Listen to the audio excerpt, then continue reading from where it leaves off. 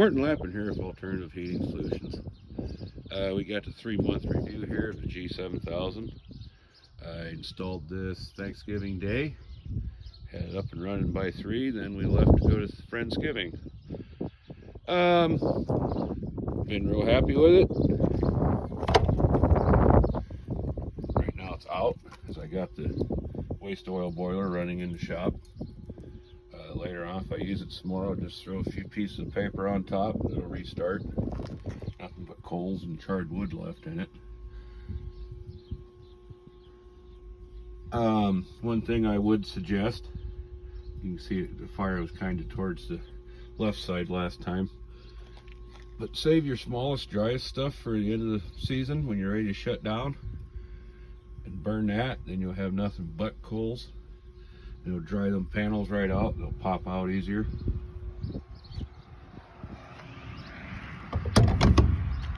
I've been burning nothing but ash all winter.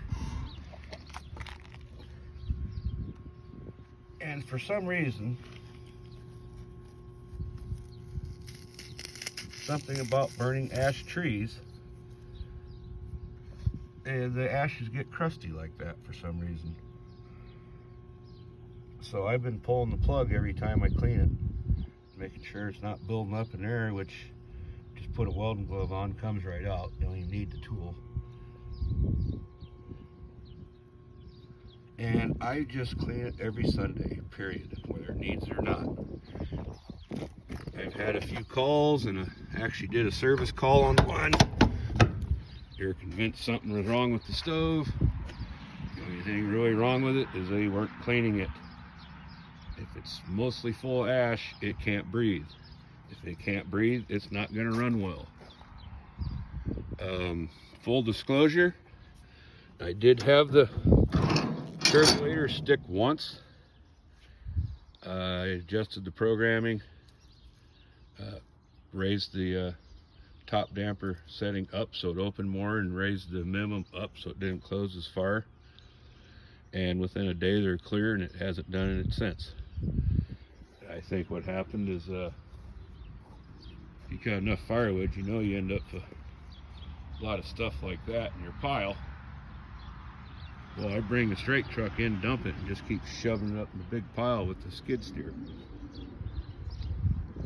And once we started picking through that mess, there was about 3 totes of wood buried in all that crap, and it was wet.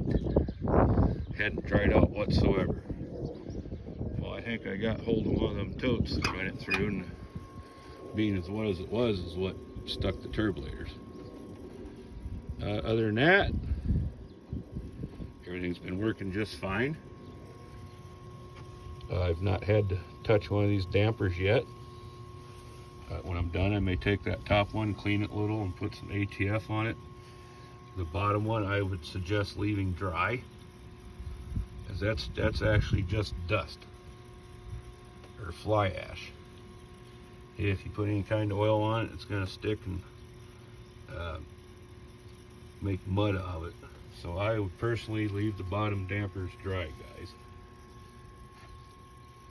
One of these days, now the snow's melted, I'll run there a piece of armored cable down and underneath and put a handy box in and an outlet for a place to plug in the control by web device and Ethernet switch.